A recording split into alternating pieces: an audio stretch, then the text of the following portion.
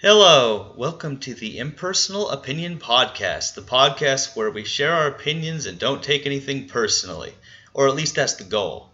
Today's episode is actually an old recording of a Google Hangout that I did with Poffo Ortiz months ago, I believe it was actually. And so, Poffo recently asked me if I could make it an impersonal opinion podcast, and I'm like, hey, why not, After all, there hasn't been much action in the impersonal opinion podcast since I've been doing the new philosophy, science, and religion podcast with the group of co-hosts, as well as Poffo's new show, Sacred Places. So that's on YouTube. You can probably find it if you just search it on YouTube, Sacred Places, the Pantheist Experience. So lately I've been doing a lot of talks with Poffo about his particular form of pantheism, and what you are about to hear is the first Google Hangout where he introduced me to the whole thing. And so you can listen and see what you get out of it. So anyway, I hope you enjoy, and next you will hear the Hangout. Thank you for listening. Okay, yes, Hangout on air is live, and so yeah, it looks like it's broadcasting. So anyway, for our audience, I'm Chandler Klebs, and I'm here with Poffo, and Poffo is into like Biopantheism. Is that the correct term, or? It's biopantheism. Yeah. Yeah, biopantheism. It's a little bit interesting because I can tell from you now, Poffo, you've joined us in a few of our podcasts, and I've read some of your articles, as you call them, and I can tell that your view is vastly different from what George has been promoting for a long time. Because in case there's anyone who doesn't have a clue who I am or who you are, I just like to say that, like, I do the podcast like Free Will, Science, Religion, the Impersonal Opinion podcast, and so there's a team of people that talk about stuff, and one of our main contributors is George, and he calls himself a pantheist, more recently acutheist, because he thinks that the universe is the accurate definition of God, and that the Christians have it wrong and stuff like that. Did he come up with that title himself, or is that like a already established? He came up with the term acutheism. That's never been used anywhere ever before, so it's kind of cool. And then I tried to do like the biotheism, and then you told me that you had a friend who already used that term, and it's like he calls it biosophy now. Biosophy. Yeah, like life philosophy, sort of. Yeah, exactly. And like, osophy, Sophia, wisdom, like life, wisdom of life. Biopan is like the shortened version of it. It's essentially pantheism with the bio added to the beginning of it, to the prefix, trying to make it trying to kind of emphasize the biological aspect of pantheism, which isn't really well defined in general pantheism. Yeah, see, like what I found is like now, okay, to clarify from the background I'm coming from, I came from a Protestant Christian background, and God is the man in the sky who wants to burn you for not believing in him the correct way. And so I kind of tried to explore other belief systems, particularly Hinduism, Buddhism, Jainism sort of stuff. But I call myself atheist because it seems like, well, for most religions, not all, but most religions, I think, have this idea that an anthropomorphic deity, like there's a human, a god or a goddess, a man or a woman who has emotions that people pray to, that answers their prayers, that sort of thing. And so then when I met George, and that was a funny story how I met George, but I won't get into that. Well, then he does this, oh, well, God is the universe, and the universe is all of reality. So everything that happens is God's will. And which what I found problematic with that is that since, yeah, we're all part of the universe, but we still have different people who with different emotions, different goals, different desires. So everything that happens is both God's will and not God's will simultaneously, because according to that view, Poffo, you are God and I am God. So if we disagree, God's fighting himself, basically.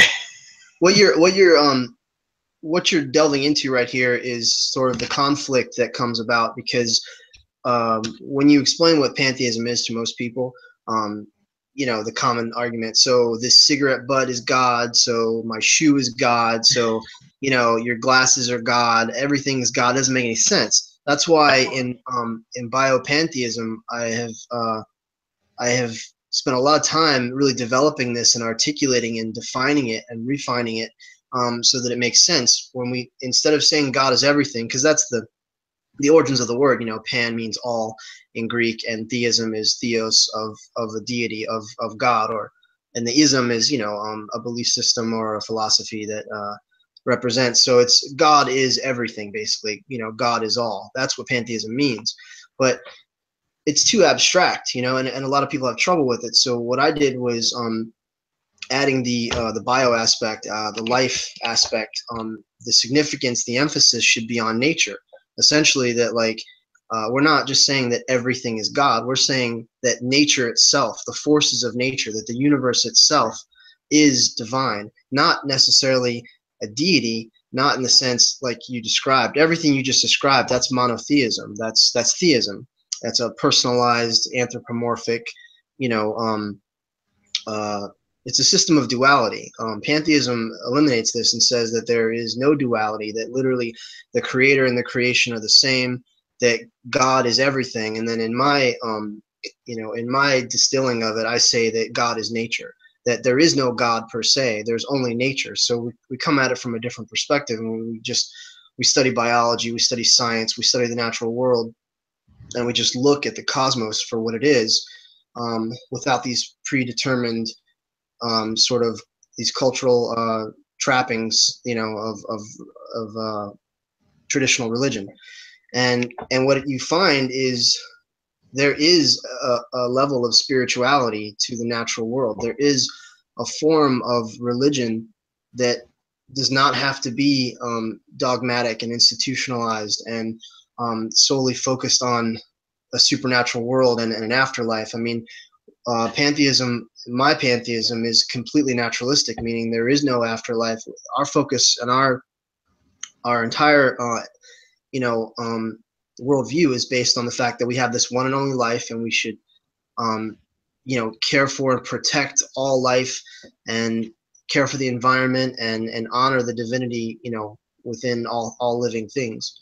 So I don't want to ramble, so just interrupt me if you. Right. Yeah. So I have a few things to say. So basically, here's how I look at it. Is I agree with what you said, that like pantheism, people try to describe pantheism to people, and it's too abstract. It's sounds like some way out there thing.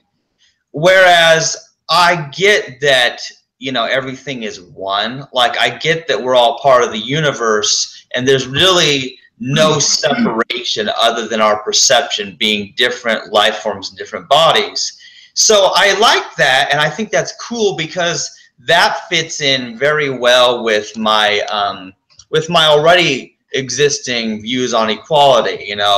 All humans are equal, and other animals are equal to humans, and we no racism, nationalism, speciesism. What you're speaking of is monism. Monism is essentially that all things are one. I mean, there's many different categories of monism, but monism means that it's a unity, that all things are one. And this is proven. I mean, this is just a scientific fact that literally everything, every bit of energy matter in the universe is traceable to the Big Bang. So if everything existed in that singularity and we all came out of that, what Biopan represents is dialectical monism, which means that within this unity there is distinction, there is subjectivity, there is polarity, there is opposites, there is up and down, and hot and cold, and wet and dry. There are distinctions within that unity, obviously, That's dialectical monism. There's many different types of monism, but pantheism is a form of monism. And biopan is dialectical monism, because we recognize that, like, yeah, a serial killer obviously has the same DNA as me fundamentally as a Homo sapien, but at the same time, his motivations and his intentions are not in accord with my own, right?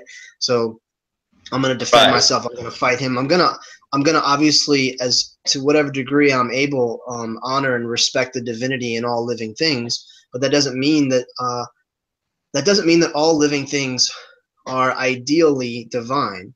Like, everything is divine in that everything has the potential and the capacity to evolve and to develop, in terms of consciousness, in terms of ethics and morality and sentience and sapience and awareness. But obviously not everything is ideal. Not everything is desirable. There is good and evil. I mean, we don't deny that at all.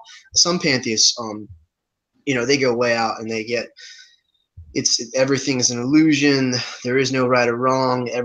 These are just human constructs. I'm like, well, yeah, you're a human being though. You still live in this physical world, even if on a subatomic level everything is energy, right? Even on a quantum level, because they get into quantum physics, and all of a sudden that means that you don't have to go to work. You don't have to pay your bills. You don't have to worry about anything. That doesn't make any sense. Biopan focuses only on what is practical, on what is applicable to the human condition. It's very, very important that we get away from this abstract, over philosophizing, and we focus on what is relevant, what is meaningful, in relation to plants and animals and the ecosystem and the environment and the planet we live on. We're all earthlings. So bring it back, to what you said, monism, we are all earthlings first. We are all carbon-based life forms. We're all animals. And then you can, make the distinctions from there. But the distinctions that people choose to focus on are completely irrelevant. Politics and the religions and the different cultures and different races and ethnicities and age, and these distinctions exist, but none of those things negate the fact that we're all earthlings and human. So. Yeah, I agree with that. And what I'd have to say is, yeah, for me, I think it's important to keep the monism in mind, to remind us when we have disagreements that we really are sort of all on the same side in a way. We all want the same things. We all have the same basic needs and desires. We all bleed red. We all suffer pain. We all experience sadness and joy and elation, and we're all seeking pleasure and fulfillment. George brings that up a lot. That everything is we naturally gravitate towards avoiding pain and seeking pleasure, but I think it's more nuanced than that. I think there's much more to it than that. Those are not just the only thing that you can sort of reduce our existence to, because human beings endure all kinds of pain for ideologies, for ideological beliefs or whatever, or for love or whatever. So there are other aspects, kind of like Donnie Darko. You can't put everything is love and fear. You can't. Yeah, I get what you're saying, and what I would have to say about that, Poffo, is that, well, see, we have a case where, like all life forms, yeah, they try to avoid pain, they try to survive and that sort of thing. But here's where the awareness comes in. Here's where the consciousness, the empathy, the ethics or morality comes in, is when we are intelligent enough, if we intelligence is a funny word, but if we're intelligent or we are aware or conscious enough to realize that those others are worth considering, that they suffer as we do, and to do for others as you would have them do to you, the golden rule. We need to develop our sympathetic neurons a little more. I mean, some people are really, really empathetic, and some people can totally emote and put themselves in other people's shoes. Other people are completely detached, and like sociopaths are like the furthest extreme. They have no remorse, they have no sympathy, they feel no guilt. But yeah, in my ontology, that is the goal, or the motivating factor, is to become more and more tolerant and accepting and loving towards all of the other differentiated aspects of God, which is, you know, all plants and animals, all people. And as much as we're able to love and accept and do away with discrimination and hate and bigotry and violence, and because literally we are all part of one body. We are all in a system. It's a systems universe. It's a systems earth. Like the Gaia theory is accurate on many levels. That you know, it's a living, breathing, interactive system that where you have this codependency, you have an interconnectedness. That's what pantheism is all about. It's about the interconnectedness of all things. It's about the unity of all things, the interdependence, and the interrelated, you know, nature of reality of our existence. That life essentially feeds on other life forms, is dependent on other life forms, and you know, everything is like in cycles. Everything is dependent on everything else. Yeah, and see, what I find is this: since we're all dependent on each other, it threatens our survival to be at war with other Earthlings, basically. Of course. And see, my problem, okay, this is a criticism of religion. It's a criticism of politics. It's a criticism of nationalism. But basically how it works is there's these groups where they're like, oh, we're the good people. Those are the bad people. And so whether it's Democrat versus Republican, or, you know, the fundamentalist Christians versus the militant atheists, whatever that means. It's a very primitive mentality. It's a throwback to our, you know, the evolution of our species. You're talking about the in-group, the out-group, that essentially in primitive tribes, whether it was early hominids or, you know, early Australopithecus or whatever early species of ape that we evolved from, like that's literally how it was. Like you had to protect your own tribe, and anyone that, I mean, you see it in the animal kingdom all the time. If there's a distinction, if there is something different, like animals tend to reject even their own babies. They'll reject them and they'll let them starve and whatever, because they see this distinction, and it's nature's way essentially of weeding out the flaws and the imperfections. But obviously we've evolved beyond this, so it absolutely makes no sense at this moment in time for us to obsess and fixate over these distinctions. And it's literally killing us. It's why people fight. It's why people go to war. Well, I mean, for greed and many other reasons, obviously, for money, for power. Yeah, and what I would say, Poffo, is we've moved beyond natural selection, because now that we have bizarre concepts, a lot of which I absolutely hate. Like, I hate the money system entirely. Mm-hmm. But what the money system has done is it has removed humans from what every other animal goes through. Because every other animal, it is basically just a matter of foraging for food, or in the worst case scenario, animals killing and eating other animals for food. There's no other species on this planet that has to pay to live on this planet, that has to pay another species in order to perpetuate its own existence. Like, the Earth provides us everything we need, and it absolutely makes no sense. And what we're looking at is a kind of built-in stratification and disunity and disharmony that has been created in order to keep a select few in power and wealthy and on top, and keep everyone else down below, you know, scraping to try and make ends meet. I mean, everything you're actually discussing is fundamental in the Venus Project and the Zeitgeist movement. Like, every time you talk about it, I'm like, you are speaking of a resource-based economy, doing away with the monetary system, you know, equality for all, recognizing that we're in it's a systems model, that we're not isolated. All these things are like point by point in the tenets of the Zeitgeist movement outline. Oh yeah, and see, I've seen the 3 Zeitgeist films, and I've seen like the videos from the Venus Project website, and so like I am a total fan of the resource-based economy, you know. And that's what's so interesting about it, is I think that's where, you know, socialism, communism sort of stuff that was the idea of equality for all. Everyone has what they need. I think that was the idea, and I still don't know whether or not a resource-based economy will actually happen. But the point is that the current system is what's killing us. It is what kills.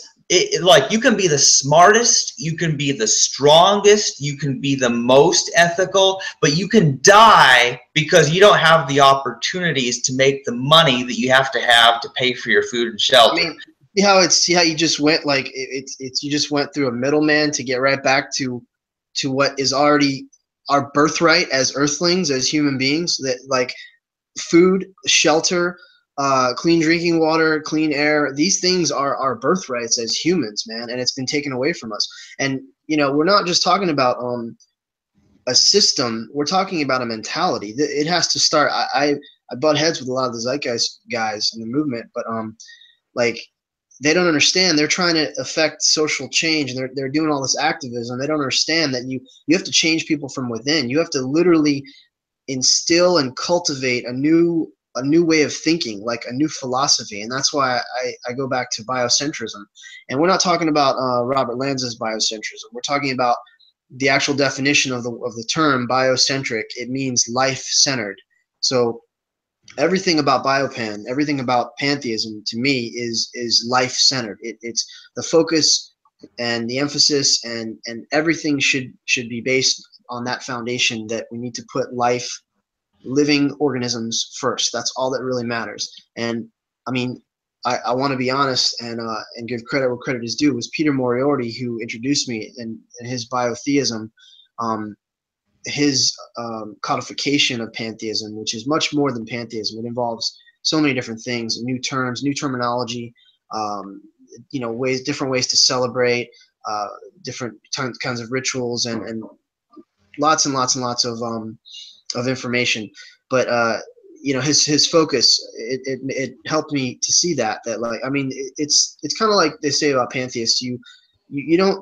You've always been one, and then when you find out, you hear about it, you read the books or whatever, you realize that you just didn't know there was a name for it, but it's the same thing, that it just makes so much sense. It's a no-brainer that biology should be our priority. That should be the most important thing, like, not some far off heavenly kingdom that we're still waiting 2,000 years for the return of Christ, not some afterlife that there's absolutely no evidence for, but our focus should be, like, on the here and now, and on what is relevant and applicable to humans in the human existence and in the human experience. Yeah, it's our biology. Our biology is what binds us. Our biology literally encompasses everything, and it eliminates all barriers and all of these distinctions and stuff, like what it really comes down to. And that's what people don't see. They literally don't see that the human being right next to them is a human being, literally another manifestation of the same divine principle, acting out and struggling and striving in their own way. They are exactly, and this is where the free will thing comes in. They are exactly what their experiences have made them. And you can't hate. You can't show this kind of discrimination towards someone else once you understand they're just you on the same journey, just a little bit further ahead, a little bit further behind. And if you had experienced exactly what they experienced in their life, you would be them. So there's an understanding there, Yeah, I'm glad you brought that up, Poffo, because that's the very. I'm hearing an echo. That's weird. Okay. I could try to mute it when. Go ahead.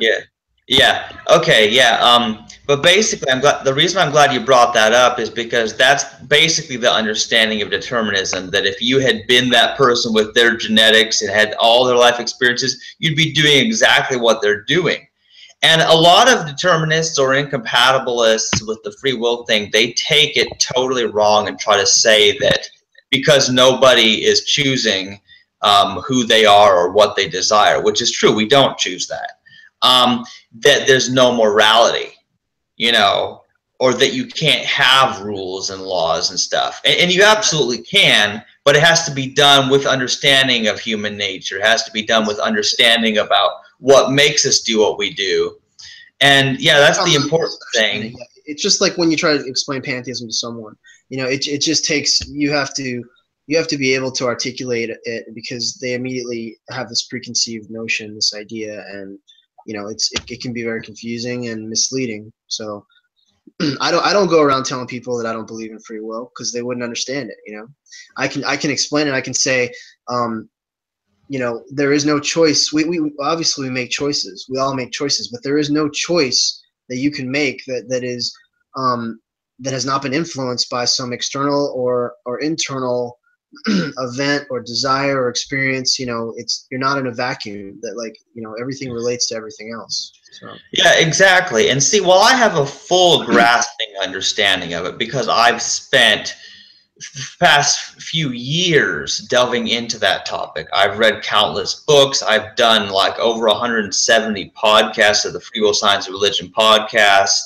I noticed that. You have like a huge list. Yeah, that's what my YouTube channel is full of. But the reason that the free will topic became so important to me is because I always knew that I didn't want to discriminate against people. I always knew that I didn't want to hate people for being different, but I didn't know why. Like, I didn't know why. Well, why do I have this view of equality? Why do I have this view where I have compassion on people, even though they've hurt me? Why I don't return? Why don't I seek revenge? And why don't I? What you're getting into now. I mean, biologically, you don't, because it's let's say it's a beneficial evolutionary trait. Okay, because obviously, if you are raping and killing and stealing and hurting the people in your tribe, you're not going to get very far. Like we're social animals. So as primates, we're social animals. So we need to work together. So it comes from our genetics.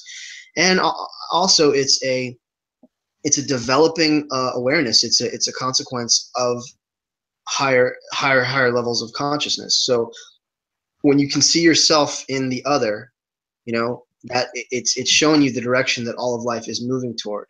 And I mean, there's many things we can say about that, Yeah, well, I think it's actually a little bit simpler. Now, I'm not denying what you just said there, but here's what it comes down to.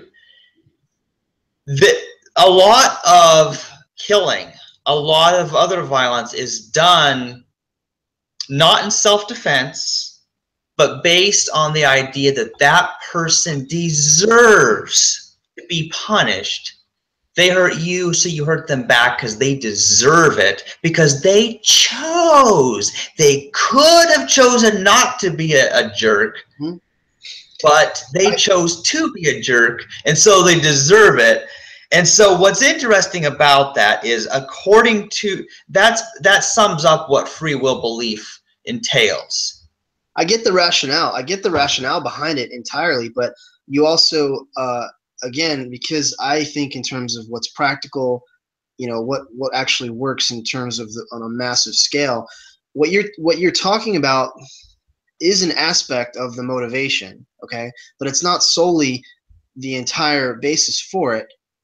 And at the same time, dispelling the free will myth and doing away with it, I don't believe would have the kind of significant impact that maybe you and George believe, because people do not exist on a philosophical level. People exist on an emotional level. And when you get angry with someone, it's not just that you're thinking, that's part of it. You're thinking, why'd they do that to me? Why'd they choose to do that? I would never do that. But it's because we're also primitive, evolving primates who have, these big adrenal glands and this fight or flight response, and we're reacting based on emotion. We're listening to our reptile brain. So it also comes with the fact that we're animals. So, and most of what we do, a lot of what we do, so much of what we do is based on emotion. Yeah. It's based on cultural programming. There's all these different things. So in order for what you're proposing to work, you need philosophy schools, and you would need to literally instill a new kind of consciousness in order to get people to think before they react. Because that's the problem, is people aren't using logic and reason. They're basing everything on emotions, on reaction, on fight or flight. So I would say that what's even more pertinent and more relevant is teaching people how to think, how to reason, how to use the other aspects of their brain instead of the reptile brain, instead of the amygdala. which is responsible for good and bad, and for pleasure and yeah. See, and I agree with all that, because use the frontal lobe, use the neocortex, learn to think and reason instead of just reacting, and that just comes from intelligence. Like we literally need to educate people, and we need to live in a different kind of environment, in a secure, safe environment where we don't have to feel threatened all the time, where we don't have these psychological defense mechanisms where we're reacting and overreacting, and everything is a cognitive distortion. So when we live in a high pressure society, when we live in a society where there are dangers and there are threats, even though we're not worried about a tiger, we're not worried about an avalanche, now we're worried about, our damn IP unit is not working. The boss called me in and I got to go to work and I got to deal with this person. And so our stresses have changed, and we're stuck in traffic, and our cortisol is like pumping, and we've got like all this like the stress response, but none of it's necessary. It's being applied to situations where we are not physically in danger anymore, but we're still having the biological, physiological reactions as if we are, like post-traumatic stress. It's all that. So it's and that comes from the structure of society itself, because we're living in this construct, this ridiculous construct where our priorities are so far out of whack, where we worry about the wrong thing. And I agree. See, here's the deal. People, they don't think logically. They think on an emotional level. Like, they just react emotionally to something. And so now for someone like me, the whole thing, realizing that nobody chooses everything, the whole philosophical understanding, it does work for me all the time. It works for you because you're an intellectual. You're an intellectual, but you know this. I mean, like 85% of the population are not. They don't study science. They don't study philosophy. They know what's going on with the Kardashians, and they know what's going on with Taylor Swift, but they have no idea who Spinoza and Descartes is, and they have no idea who Marcus Aurelius is, and these great Stoics and philosophers of old. They have no idea who the founders of our country are. See, it's very interesting because I agree. See, here's the deal. For the majority of people, they are not that way. They are basically they're like a bunch of primitive apes still. It's like they're impressed by shiny things and it's either food or sex in their mind. Now for me, it's only food and not sex. That's the way I am. I was going to ask you about that, but we'll save it for another time. But you can ask if you want, because it's okay, because then it'll just be taking a different direction. Well, good point, Poffo. Basically, so people are on this level, like their biological urges are what drive them to such a degree. And in a way, some of us humans have a great luxury that when we're not busy eating or sleeping or working, if we do get any free time at all, we have a time to think these deeper thoughts like, what is the purpose of life? Where do we come from? Is there life? We have time to contemplate. Like the Greeks and the Romans, we have time. Well, maybe not the Romans so much, but early Greece, they had the freedom because it was actually a very civilized society. Based for that time period. Everything was structured. They had the first forms of government, which evolved into what we have today. But they had the luxury and the freedom to think and contemplate and think and ask the existential questions. Is what you're saying. Most people don't take the time, or they don't have the time to do that. It's true. Well, see, here's the deal. Here's my personal evolution, you might say, because I'm not at all the same person I used to be. Because I was basically a struggling Christian with doubt, trying desperately to believe the right thing so I didn't burn in hell. So it was all fear. It was all just, I'm scared for trying to avoid pain.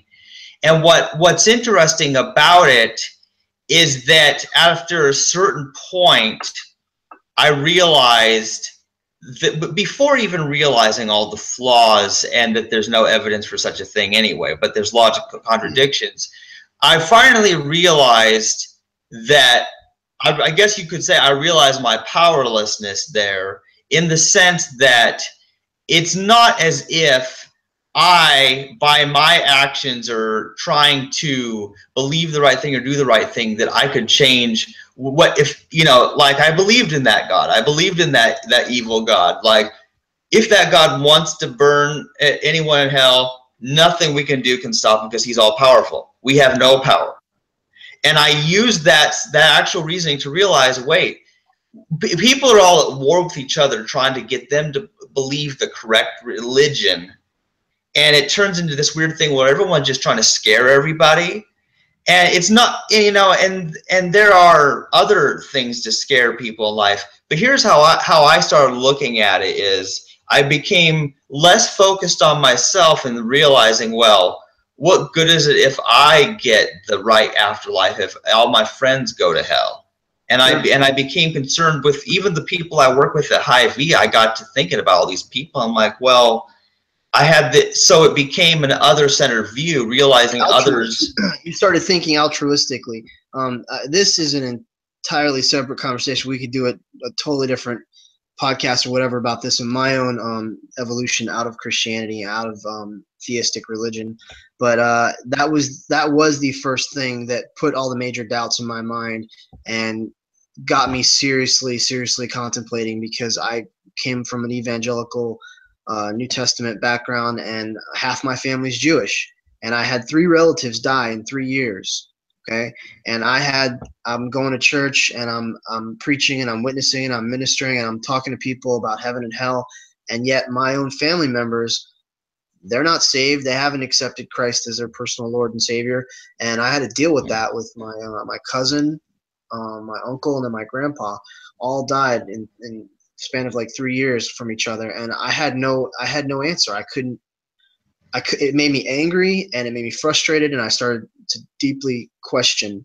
And every person I talked to, I could never get a satisfactory answer. So it's the threat of eternal damnation and hell in the Christian mythology was definitely absolutely the first thing that caused me to start doubting.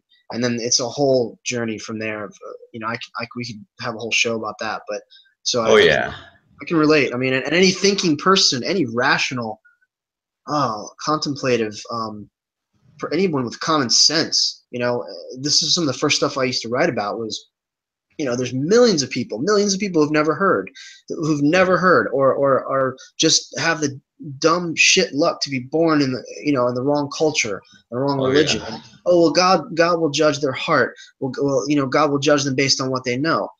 Okay, so then why doesn't God judge everyone that way?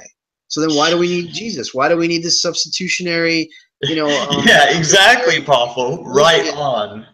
Why do we need to say this prayer? And why is it all about just believing just the right thing? Because I meet all these other people, and they believe just the right thing, and they're assholes, and they're all like immature, and they're all like, it's all head knowledge. They're not really good people. So something's wrong, man. Like something's amiss. Yeah. And here's a question. Now, here's a very important thing I want to say. Now, one of the questions that got me thinking the most, that really got me thinking, is, in the event of miscarriage or abortion, what does that baby go to heaven or hell? And they have this thing, the age of accountability, and then with the Catholics, they invented purgatory for for unborn babies and children before a certain age, and all that. But we all have mortal sin and all that. That's the Pauline doctrine that we inherited from Adam. So it's all just systems of control and fear and mythology and superstition, and it's just pure ignorance. I mean, I was literally obsessed with Christianity when I was a Christian, and then when I came out of it, in terms of getting to the core and really understanding. I mean, I taught myself Hebrew and Greek just to read the Bible in the original languages. Like I was so fixated on the truth and knowing the truth, and I had 15 different versions of the Bible. I worked at a Christian bookstore. I went to Bible college. Like my girlfriend was a Christian. Like I was baptized in the ocean. Like I read constantly. I listened to Christian radio, talk radio constantly, and I met with like famous pastors and stuff. I've been to revivals. all this stuff. But the point is, like, the more you learn and just the more you question, the more you realize just how inconsistent it is. And like, I don't even, my point, I think the point I'm trying to get to is I don't even waste time talking about Christianity anymore. If it comes up in my groups, in my pantheist groups, then I'll attack it and I'll completely dismantle it with a vengeance. But I don't even talk about it in my everyday life. Some Jehovah's Witnesses just came to the door yesterday, and I'm totally nice to them. And I'm like, witnesses? She's like, yeah. And I was like, I'm not interested, you know. But like, if I invited them in, and there was a time when I used to invite them in, we would go on and on. I mean, I could literally debate, and it would be like 4 hours later, and they're just like, okay, well, we're gonna go now. We're gonna send somebody else back who knows more than we do, because you've made us really think about things. And you know, what I'm trying to say is, like, I was consumed with having all the answers when it came to Christianity because I literally believed it. And so I needed to know whether it was true or not. And then when I let it go and I lost my faith, or I gave up my faith, I was obsessed with completely deconstructing it and just helping others who have been indoctrinated. I was just, that was my mission in life. And now it's shifted, and so I'm, in a sense, I'm creating this kind of this meta religion, which is like a belief system that's just based on reality. And so my focus is totally on what we should believe. I mean, I know what not to believe. I know what's false, but I want to know what is miraculous and what is truth and what is, you know, worth studying, and what gives us the spiritual experience, because it's still real. There is still such a thing as having a form of spirituality that is naturalistic and is not based on lies and misconceptions and exaggerations. And see, that's why we're having this talk, because basically, the echo. Sorry. Tell me, I'm gonna put my finger over the microphone. Tell me if it works. Okay. Yeah, it's working right now because I don't hear my own voice. Okay. So basically, okay, I think, it's important to have a positive view. This is the view. This is the right way to look at things, because atheism, while accurate, is a negative term. It's a term of like, oh, I don't believe this thing. And so I've looked for a more positive term, and unfortunately, I haven't settled on a new label exactly, because every label is misunderstood. It seems like every label, whether it's communism or feminism or whatever, it's like there's a certain label that people have a stereotype, and they take the worst of people who use that label, and then they try to say, oh, you're bad like these other people. And I understand. It's the negative association. I mean, my first inclination is to ask, you know, why do you feel the need to label yourself anything? Why not just be who you are and whatever you gravitate toward? And I've written about this extensively. You've got these different these nons, you know, like humanism and skepticism, you know, skeptic, atheist, humanist, religious naturalist. You've got all these different categories of sort of alternative perspectives, you know, other than the traditional conventional religion. So I would say just go towards whatever you feel, you know, you feel most compelled, and whatever really draws you in. Some people are pagan, and I love paganism. Obviously, I don't believe in any literal gods and goddesses, but I love the aesthetic. I love the focus is on nature and on community and ritual and fellowship and connecting with the earth and connecting with your past. That's very important. So, but I wouldn't call myself a pagan. I mean, I'm relating to what you're saying. I wouldn't call myself a pagan because, to me, paganism is a reconstruction. Neo-paganism. Nobody practices and actually carries out what was done, you know, 100,000 years ago. They are just kind of picking and choosing from Egyptian mythology, from Nordic mythology, from Roman mystery cults and Roman religions and Greek mythology and stuff like that, and just picking and choosing from the pantheon. So to me, it's a little dishonest. It's not. As far as externals and aesthetics, I think it's the closest thing to what religion should be and could be. But as far as doctrine and, you know, understanding the truth about our existence and stuff like that, you know, doing spells and all, there's such a thing as, you know, intuition and the power of intention and things like that. But I care about truth. I care about reality. I base everything in science. I base everything on observation and what's demonstrable evidence. What is verifiable scientifically. Yeah, and I'm sure some of the guys on your podcast would disagree with me because the discussion we've got into, they think I'm I'm personifying the universe, but that's just the language that we use to relate to it and associate with it. Personification. And Poffo, language is messed up. Language is incomplete, and so no matter how a person tries to sound, no matter how well a person tries to describe what they're talking about, they'll always be misunderstood, and I understand that, and all labels will be misunderstood. So yeah, it does raise the question, why use a label? I don't necessarily have to be tied to a label. I mean, sure, the label atheist is useful because we atheists have such a bad reputation that scares the Christians away, and which is good because I have a life, I have things to do. But I'll just say right now that, hey, I am life. That's what I am. That's what you are, and maybe that's enough. I say that atheism, I'm an atheist. In Biopan, we have all these different categories. It's something like 26 things. It was like, it's a post I created. I said, do you really know what biopantheism is? And one of the things on there is atheist. One of the things on there is anti-theist. One of the things on there is humanist. There's all these different things, religious naturalist, because it's actually a combination of all these things, because atheism is just saying no to one aspect of mythology that shouldn't even have the weight and relevance that it has today.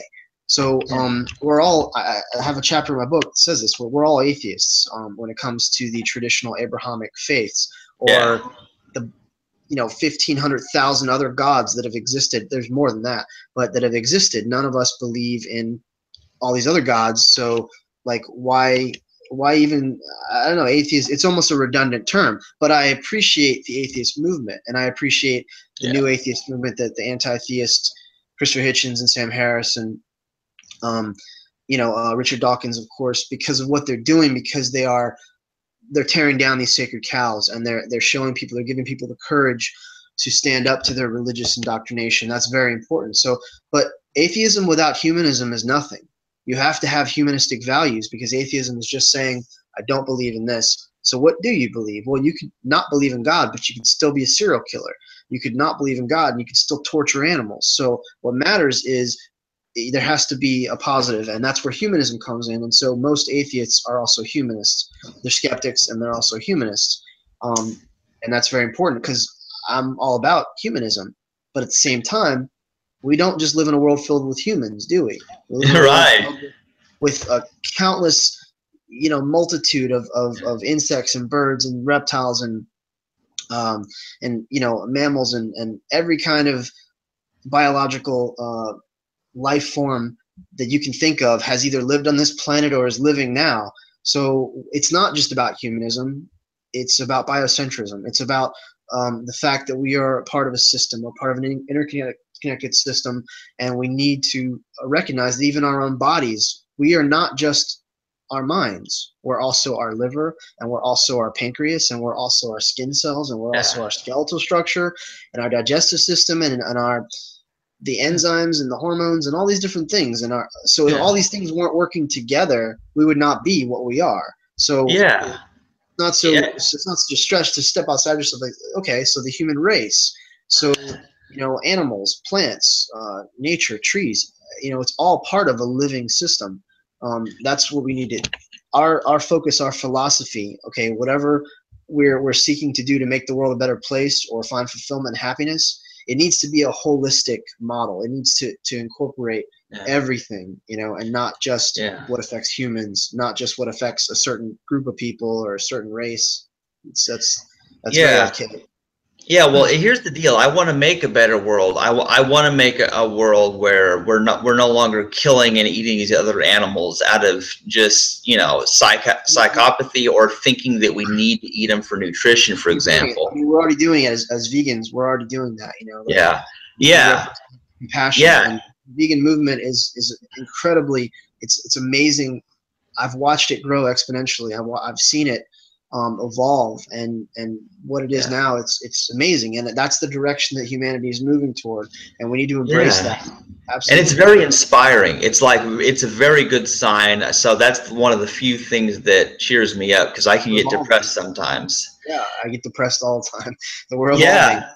Yeah, Even and see what the best of us are anyway. People would say that sounds pretentious and sanctimonious, but yeah, we could talk about veganism. We could talk about the speciesism and the. oh yeah, and see, and it's very important.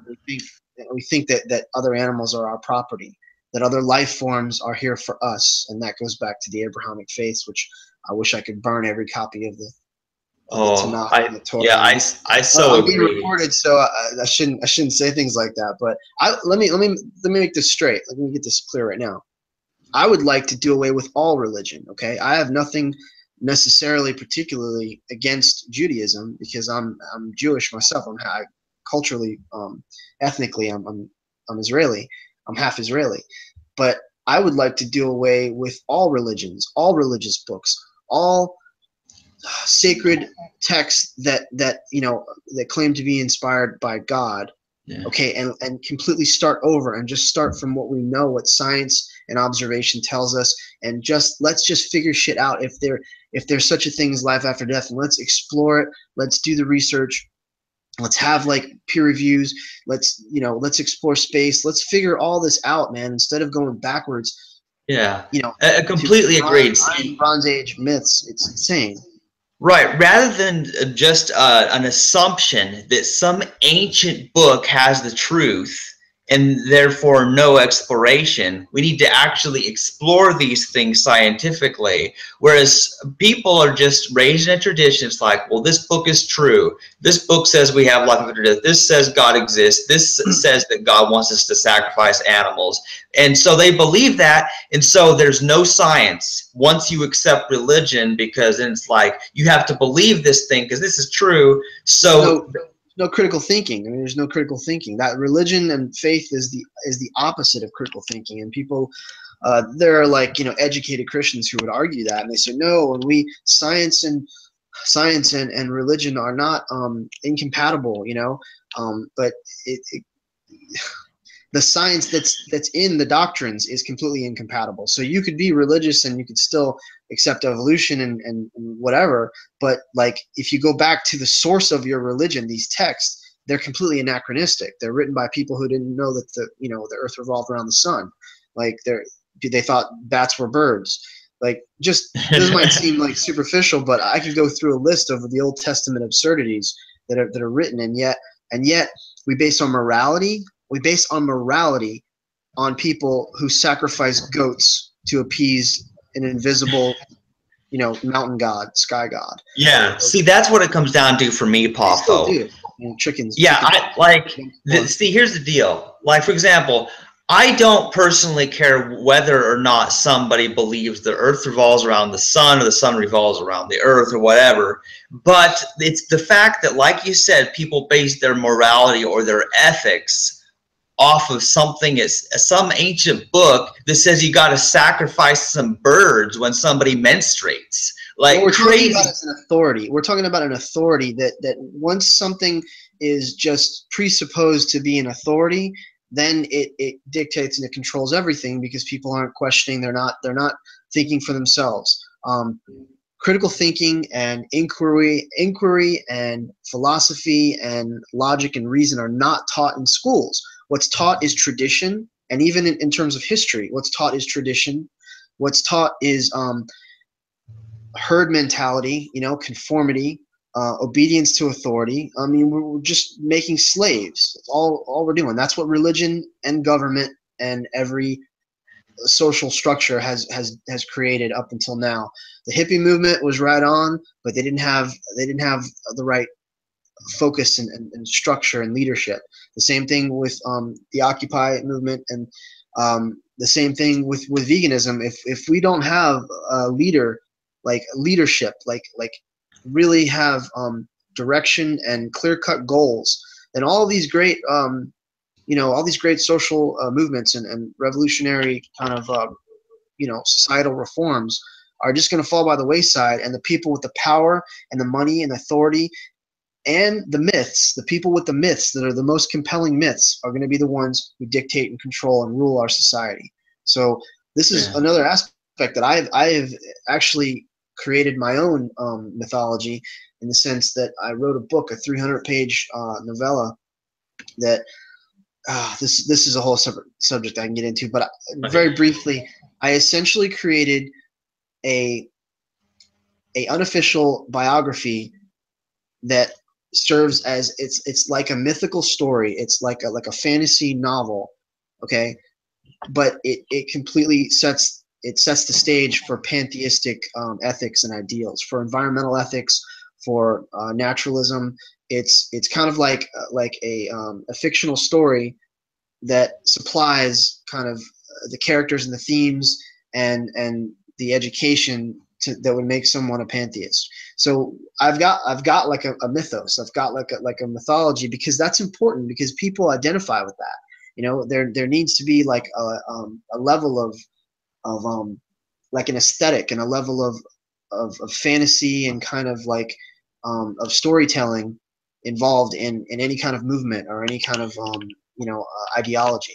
That's what makes it appealing. You know, if we didn't have the hero myth embedded in the Jesus story, in the gospel, in the Gospels, it wouldn't be as compelling. It wouldn't be as enduring as it is today. It's because it's tapping into these universal truths that are inherent in nature. It's tapping into these things, and everybody can identify it. Everybody loves Star Wars. Everybody loves Lord of the Rings. Why? Because there's the hero journey. The hero's journey is in there. You know, it's very compelling. Yeah, it's very interesting. And see, here's the thing about it. I hear that echo again. That's weird how that happens. Yeah. Yeah. Okay. Yeah. What I wanted to say is, well, see, yeah, there has been like this established way things have gone for a long time, and I'm basically at the forefront of helping other people promote their ideas, Poffo. So basically, like having you join our podcast, having all these different people from all the different geographic locations, different belief systems. I don't agree. Like, there's no agreement between me and my co-hosts on the podcast. Like, there's no that we can't agree on a lot of things. You know.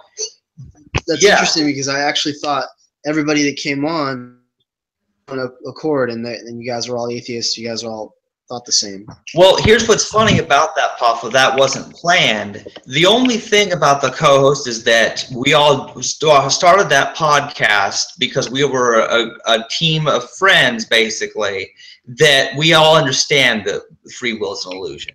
And that was our basis. That's the one and only thing that we agree on, but we don't agree on politics, for sure. I'm like the anarchist who doesn't vote, whereas everybody else has different views and different views on ethics and you know, but it just so happened that we all ended up being a group of atheists with one pantheist, and then you're like the biopantheist, sort of.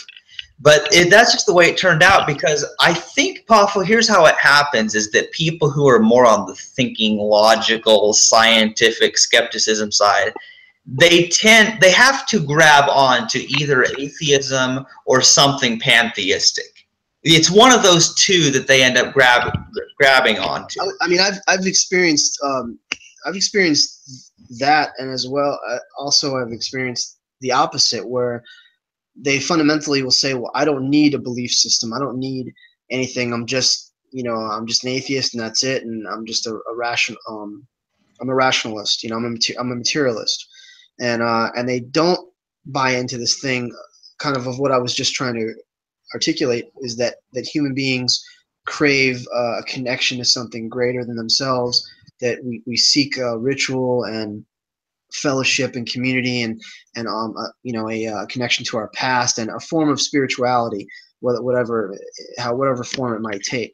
I've seen both, but what I'm trying to do is appeal to those who are recovering from religion, those who are coming out of these oppressive environments of indoctrination and control. I'm trying to provide an alternative, so that, like what you said, a lot of people are into Unitarian Universalism, and they go there, and it basically Unitarian Universe UU churches basically support and promote whatever it is you already believe. It's a completely non-denominational. There's no doctrine. So you got Buddhists, you got pantheists, you've got atheists, you've got everything. It's just people coming together for community, and there's Hindus and but see, that's great and that appeals to that, but the structure of it is still a church. It's still a building that you go to, and you're sitting there, and then you're doing these different praise and worships. I just I can't. It doesn't feel like a real connection. Like that doesn't seem like the real connection. No. Like, well, one thing it has to be personal. It has to be private. It has to be something that's deeply moving. I mean, it's got to be something that I can't. And I never got into like corporate worship, even when I was back in my heavy church days. I never got into like standing there and you praise and worship, your hands in the air. Oh, I know. I find it so boring. I always felt closest to God, when I was outdoors, when I was in nature, when I was on a beach, or if I was in the woods, or when I was alone, when I'm walking my dog out under the stars. When I went camping, I would go camping a lot when I was young. So it was always, the connection was always to the earth and to the natural forces, to the forces of nature. So some people gravitate toward that that kind of corporate communal setting, and then even hippies and stuff. And you've got all these different, like Burning Man, you've got all these different events and gatherings that cater to that. But spirituality is very personal, very private to me. It's something that's deeply intimate, and it deals with my own experiences, my own sensations, the experience of the numinous. Like feeling. I don't believe that there's a transcendent reality or a transcendent world, but I believe a human being can have a transcendent experience. I mean, you can do this by tripping on acid. Or smoking DMT. Hey, real quick, let's turn my fan on because I'm like sweating from the heat. Yeah, sure. Tell me if that's too loud. Okay, tell me if you can hear the buzz. Okay. Let me know. If it's too loud, I'll turn it off. Yeah, I don't hear it right now. What I wanted to say is, okay, so Poffo, there's all these people who have been hurt deeply by a religion they came from, because there's a lot of messed up stuff that goes from, and what we're doing is we're providing alternative views. For some people, they find a Unitarian Universalism, some people paganism, some pantheism, some just plain old atheism without even attaching a worldview to it. But what I would say is we all have a worldview, whether or not it has a name, and I think it's a good effort what you're doing, because you're codifying it like here's what I believe, which is good, because that has to be personal. It can't just be something that a bunch of men wrote in an ancient book that are now dead. What matters to me, Poffo, is like say you have a book of what you believe, and I have books published of what I believe, And that is important because it is of that person. That is what that person stands for, and that's what their experiences have led them to. That's why it matters. And after that person is dead, then that book no longer matters, because I'm life-centered. I'm focused on that life, that person. So for me, it's personal to know people and what they believe. It only matters as long as those life forms are alive. And that's where I came to understand that the life is more important than the book of something written by one. There's a meme somewhere with the Native Americans and saying, that your Bible will sit out in the rain and it'll weather. My Bible is the rain and the weather. Like it's saying nature is our truth, is our Bible, and it doesn't need to be written down. It's written in the stars. It's in every rock and tree and earth and sky and wind and fire. There's so much. I mean, I could go in so many different directions, man. I mean, you are talking about all the things that are most near and dear to my heart. I just don't want to interrupt you. Well, yeah, I mean, and see, that's how it happens, because just like on the podcast, the reason they went on so long is there's a lot to talk about. One subject leads to another, and of course, I do want to bring this to a close because I'm supposed to go in bed by 11 and it's 10:25. Okay. But I mean, as you can see, Poffo, we have a lot of interesting things we can talk about, and we'll have to save some of these topics for future. We could do this again now that I remembered how to set it up. Yeah, absolutely. I think what's really important is that, you know, whatever it is your focus is, if your focus is on the free will issue and you think that that's what's going to benefit society, we should get that message out there. If my focus is on the divinity, the common divinity that's found in all things, that's found in all life forms, the universal experience of life, and how to improve the quality of life for everyone. Like you said, you know, it's you should have a platform for it. We all have our slants, and because our lives have made us this way. The things that have happened to us have made us focus on these certain things and have these specific priorities. So I believe that's all part of the process. It's part of the healing process, you know. So it's necessary and relevant. Absolutely, I'd love to. Yeah. More and see, what I want to say is that, see, each of the 3 podcasts that I host, that I do the editing and publishing of, is they all have a different focus. You know, the free will science religion one focuses on the free will topic, which is the most massive revolution in thinking for those who are educated enough to understand it. Whereas impersonal opinion is sort of like anything goes. We will share our opinions, no censorship sort of thing, you know, and that's an important thing, because there's a lot of controversial stuff. And what you're presenting, Poffo, with this biopantheism, I mean, it is a minority thing. It's a relatively new thing, whereas other things are more established. Like, you know, mainstream atheism is already more established in America. Like, it's well established at this point. People, they got, you know, wrong ideas about it sometimes, especially if they're religious, but at least it's out there. And veganism is becoming out there. But there's a lot of opinions that when there's something new, you know, or there's something that's an inconvenient truth that people don't like to hear, people try to censor them and shut them up. But what I do is I try to let those people be heard. Even if I disagree with them, I want them to be heard. You know, I don't want anyone to just be shut up and threatened and that sort of thing. Well, I'm glad you're here. I'm glad you're doing it, man. Yeah, I have visions of combining atheism with pantheism with veganism. Can you imagine? I know, it sounds wonderful. If we can combine those 3 things, and I mean, it would literally, it would sweep over this nation and influence and affect the world in a way that no other movement or ideology ever has before, because we're literally talking about reality. We're not talking about mythology anymore.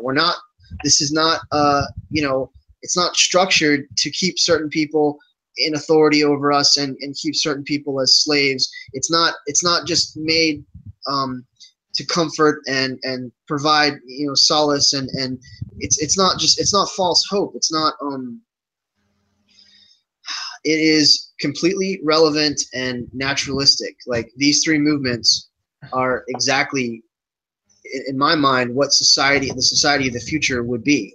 That everyone would be vegan, everyone would be atheist when it comes to traditional conventional religion, and everyone would be pantheist in terms of our awareness of the beauty and the wonder and the awe of the natural world.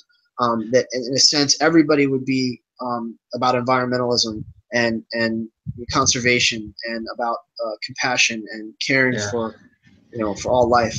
That's just what a sane society would be. Like, it makes no sense that we care about anything else at this point.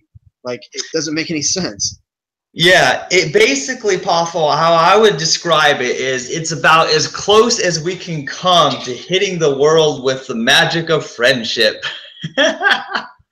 You know, I mean, animate some rainbows over it right now.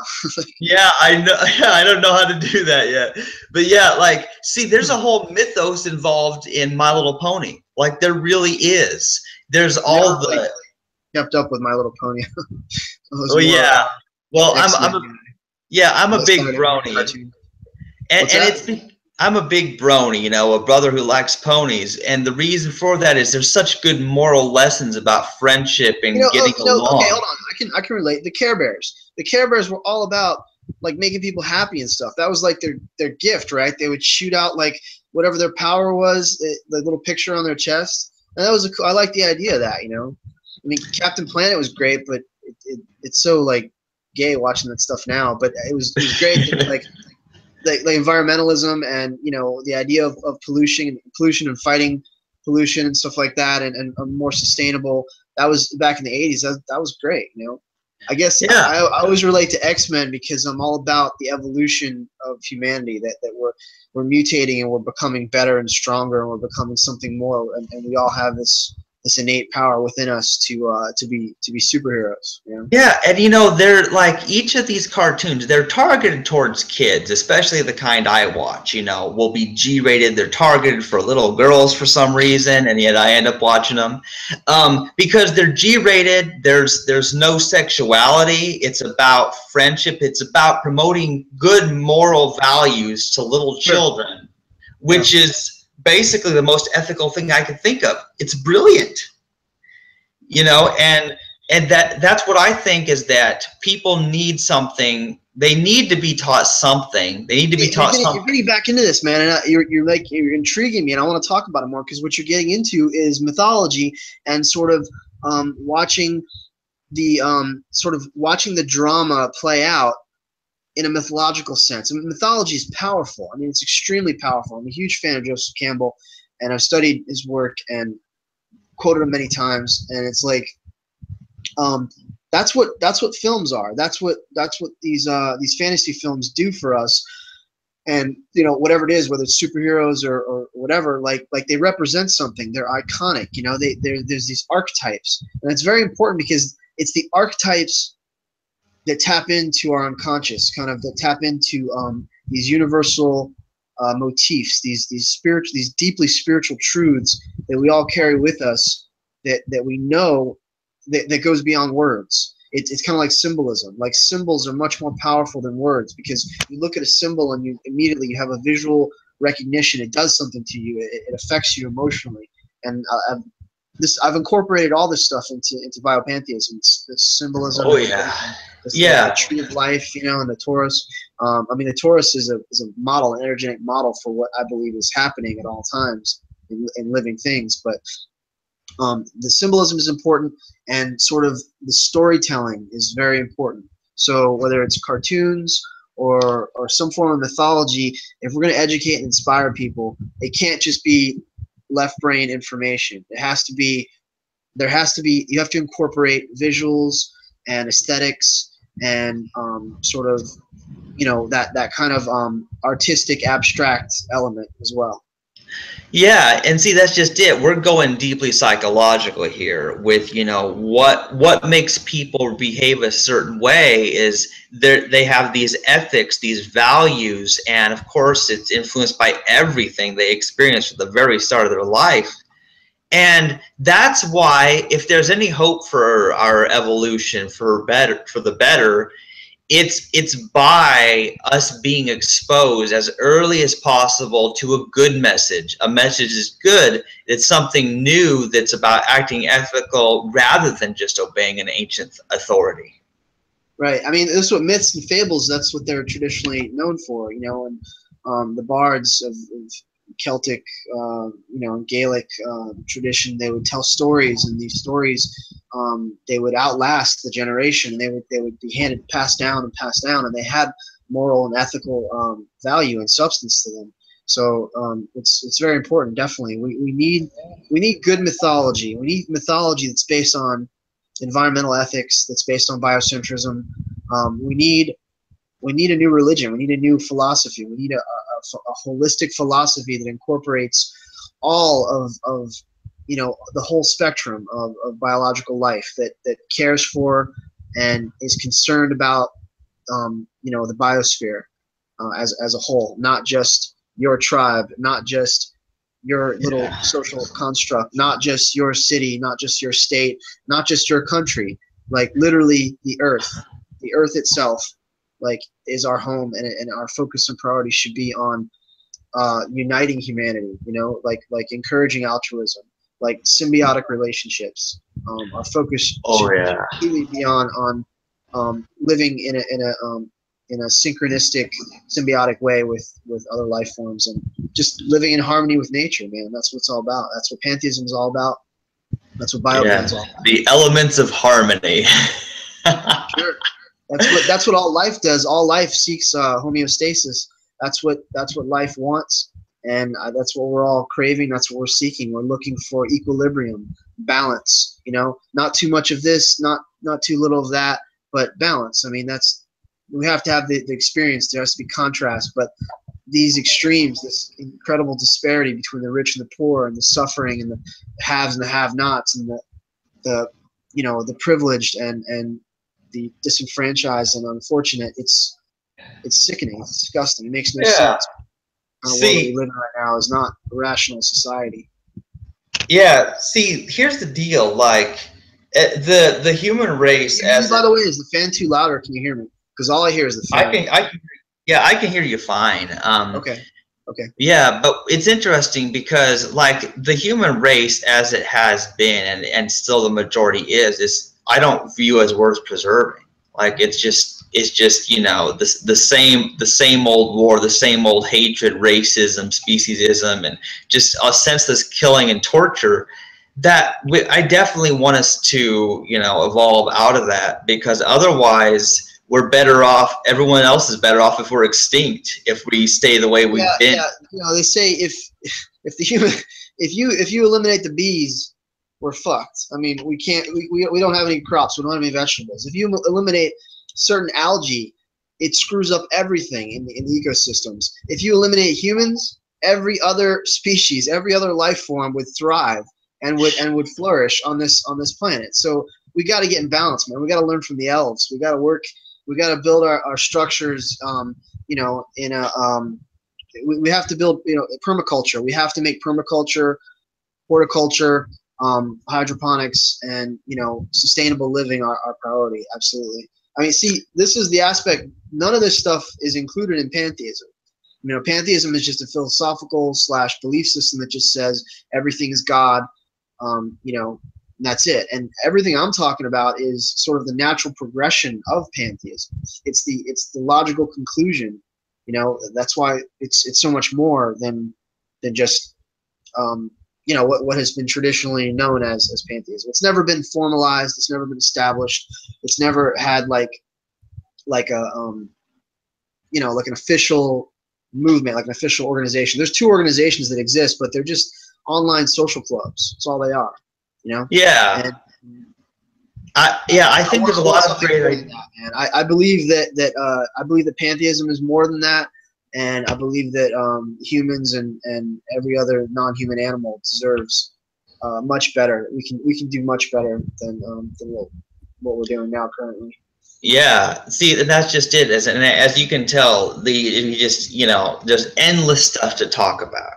And because it's all interrelated, obviously, and so yeah, we have a real connection here because we care about the same stuff, and so I think it's definitely worth having future discussions. Just pick a topic. Just pick like one topic, and then say, hey, give me a heads up like a day in advance, or, you know, that day, and I'll zero in on that, you know. But I would appreciate it, yeah, if I had more time to talk and stuff, because it got pretty heated and frustrated those other podcasts, man. I was literally like fighting to be heard, but I mean, I still appreciated it, and I think I still, you know, performed well under yeah, and I think we'll have you join us again in the future sometimes on that too, you know.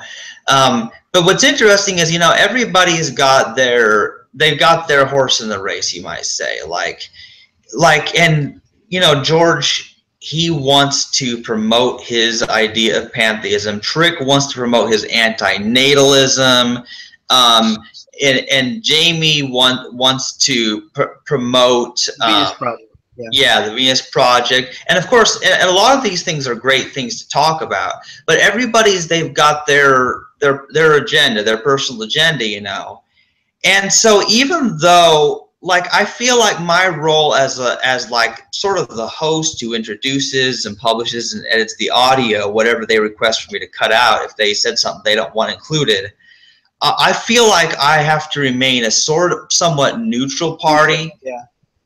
Because what I do is I try not to share too much of my own views, because it's a platform for people to speak. Although it's your show. I mean, it's your show, man. You started it. You're the host. So literally, just like make it all about like one topic, and let people have a say in it, because I don't know how many times can you talk about the same thing, you know, like.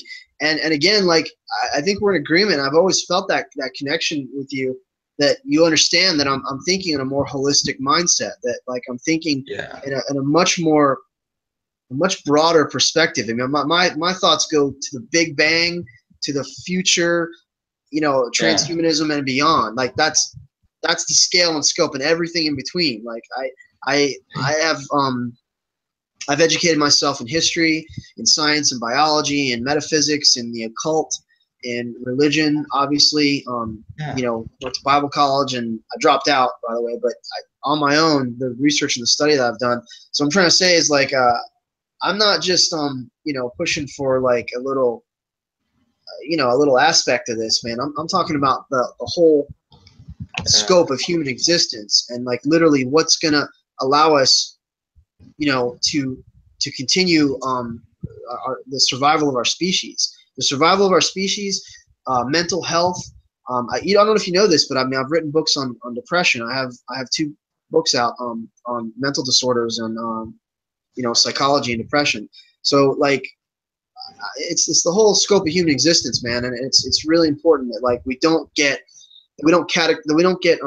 truncated and sort of compartmentalized, because that's the problem with the world right now, is everything's compartmentalized, this ultra individuality, and everything is all about my personal expression. Well, dude, I mean, I'm beyond all that. Like literally, I have my interests and my tastes, and of course I have my flair and my certain aesthetics, the direction that I'm going to take, you know, for certain things, how I speak, how I communicate, how I write.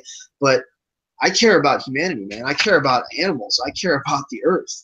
Like, you don't get any bigger than that. Like, that's what really matters is, you know, is our continued evolution, the evolution of consciousness, and, you know, human beings literally uniting, coming together, working together for a greater cause, for future generations, man. For See, it's a more holistic view. It's about integrating everything rather than just focusing on one little piece. Because I feel like each of my co-hosts, they're focusing on one little tiny aspect that they've got their mind focused on, and I just realized how interrelated everything is. And all these things can be connected and made sense of, but the group helps keep each other on track, you might say. Because if each of us just go off and do our own thing, we'll just be fantasizing, thinking our own philosophical thoughts. But that's what's great about the podcast, is that we come together and discuss a topic. We always have a topic, though we get off topic, obviously. And I wanted to say, like, the third podcast that I started up with Monique recently was the Celibate Vegan Compadres. And that's where we cover all this interesting stuff, where we're combining celibacy with veganism. And there's a connection there that's just when you say celibacy, okay, do you mean like asexual, like not having sex, or do you mean not having children, not reproducing? What do you mean? Define it. Well, yeah, well, basically what Monique and I mean by celibacy is not engaging in the actual sexual intercourse, because it's about, for me, like, it's more of an ahimsa, doing no harm, not doing anything that'll cause sexually transmitted diseases, or I don't want to reproduce because of this harm that they would suffer, especially in this current present world. I mean, I don't, but okay, so here I can relate on a certain level. I mean, I got a vasectomy like when I was like in my late 20s, because I feel so strongly about not having kids. So you know, I'm sterile. Like, I understand that aspect of it, but I mean, I love sex and I love women and I love you know, the entire spectrum of the sensual experience, and I don't think that should be denied on any level. But I can also see how sexuality is completely exploited and manipulated, and how so much sex sells, you know, and how it's been so distorted and corrupted, and how people use it to control other people and manipulate people. So it's a powerful thing. I mean, sex creates life, you know, so we shouldn't take it lightly.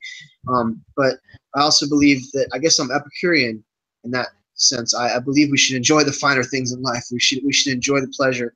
We should experience as much as we can, and obviously everything should be done in balance, you know, so that we don't go to the extremes. I don't believe we should worship anything. That's a big thing. If anybody is listening to this right now, I do not worship nature, and I do not believe that I don't believe that anything, you know, alive or dead, is worthy of worship, because I think worship is a perversion.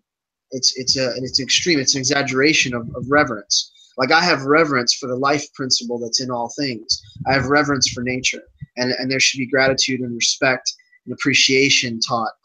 But to worship is a perversion of that. It's groveling, and it's begging for help. It's seeing. Obviously, there are things that are greater than us. There are things that are more powerful than us that we need to respect. Obviously, you respect a hurricane, a tornado, a flood. You respect nature. You respect your own body. But we should not worship anything. So that's a huge thing. I love to get out of the way. But I'm going to bring it all back to the point is, I can see how people idolize other people because of the power of sexuality. So I could see the value in the idea of being a eunuch, I guess, like being celibate, you know, for your philosophy or for your and see, it really is kind of like that. All these different things that have come about, you know, unintentionally because of how strong sexuality is in our culture and in our biological, you know, imperative to mate. Yeah, you might say that, you know, it's something that, just like traditional religion has no merit to me, like it has no merit, it's completely discardable. I don't see any good coming from it, only bad. And that is sort of my view of sexuality as well. Like, it's a very, I know it's a very negative view, and a lot of people don't get it. And because I am asexual and lack the desire that other people have, it's much easier. But see, like you mentioned how you got sterilized, and see, I really wish that more people would promote that as a viable option for the sexual people. You read my you know, my 3 things. If I was ruler of the world, the 3 things I would get rid of is money, religion, and the ability to reproduce, at least for about 10 to 15 years, until we get our shit together. But like, I absolutely feel so strongly about that. I felt that way since I was 18. But I mean, I get it. I understand. It's hard for me to relate. It'd be like it's hard for me to relate to being gay because I've always been straight. So, but I get it because I was celibate for my religion for about 7 years as a Christian, because I believed that premarital sex was wrong, fornication was bad, it was sinful, you shouldn't do anything outside of marriage. So I struggled intensely with this, man, of denying myself and denying lust and trying so hard to stifle these natural urges, and then it kind of came back with a vengeance, and I became like obsessed with sex. So to me, I learned the value of balance and not suppressing our natural urges, and that it's all about channeling. It's all about channeling our energy, whatever that energy might be. It needs to be sublimation. It needs to be channeled in healthy and productive ways that benefit everyone. That's not just self-serving, and you're not just obsessed and fixated. Because I could see how sexuality, like I said, can be a thing where you worship and idolize women or the opposite sex or the same sex. Well, it's very important because, like, and here's the deal, like in the case of like someone being straight or gay or asexual, those are sexual orientations which describe the desires that person has, whereas a person's philosophy about sexuality is a separate thing, you might say. How a person actually views it in terms of its effects and how ethical it is. And so it's very important. I try to make this distinction between asexuality and celibacy because they're not the same thing. But there's just one thing I got to say about, unfortunately, asexuality websites, they try to say that the difference is that sexual orientation isn't a choice. Whereas like celibacy or abstinence is a choice. And of course, I just call bullshit on that right away, because I understand that nothing is really a choice, and so I tend to get really unnerved about that thing. But but I just like to point out that it's good for people to talk about these things, because there's these unchallenged ideas. I don't like this idea. Like, I feel like sexuality has a hold over people's brains and hijacks their brain like a religion, like a virus. Absolutely. It's chemical. It's all like biochemical. Absolutely. You can feel your hormones coursing. I can feel the adrenaline and the dopamine and the, I can feel the testosterone pumping through my veins when I lust, or when I'm thinking deeply, or if I'm heavily involved, engaged in sexual activity. And it's a complete it's a physiological thing. And it clouds your thinking. It absolutely clouds your thinking. How do girls that are attractive get through life, and they don't have to do shit? They don't have to be smart. They don't have to educate themselves, but they can just basically look hot, and people worship and fawn over them. And it's primitive behavior, and it's a symptom of a culture, of a species that has not yet learned to use the other aspects of their brain, because that's the reptile brain. That's everything goes back to the R complex, which is basically eat, sleep, fight, run away, be afraid, attacked, violence. It's the most basic, the oldest part of our brain, and that's what it is. People are just ruled by their reptile brain.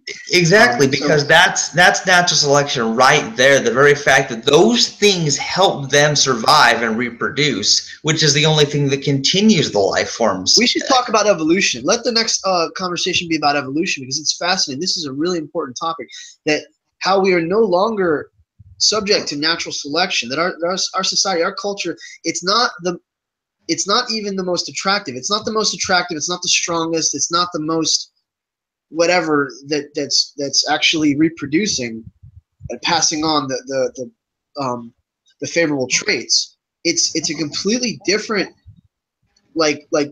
structure now. The paradigm is so changed. Like, you don't have to. We're not reproducing beneficially, or the way animals reproduce. We're reproducing on a completely psychological level that amounts to all kinds of weird disparities. That's fascinating.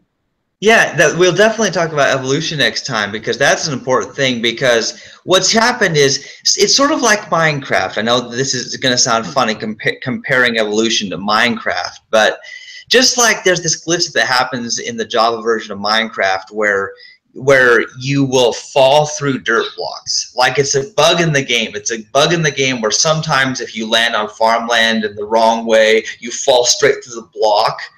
And I feel like humanity is that glitch that has broken free in some mysterious way from the rest of the animal kingdom. Hold on. With the rest of nature?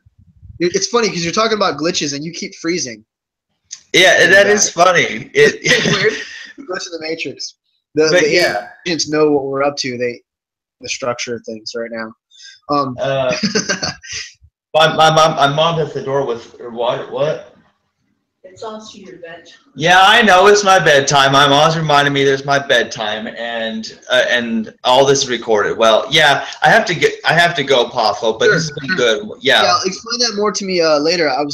You said that we're out of sync with nature, is what you believe. Yeah, definitely. I want to cover that next time. Yeah, I'd love to talk about that, because I understand it, and I believe it's because we are evolving to something else, we are evolving into something else. We are evolving to Homo intuitus. We're evolving into asexual, sort of we're evolving into non-biological life, is what we're evolving into eventually down the road, to become just pure thought.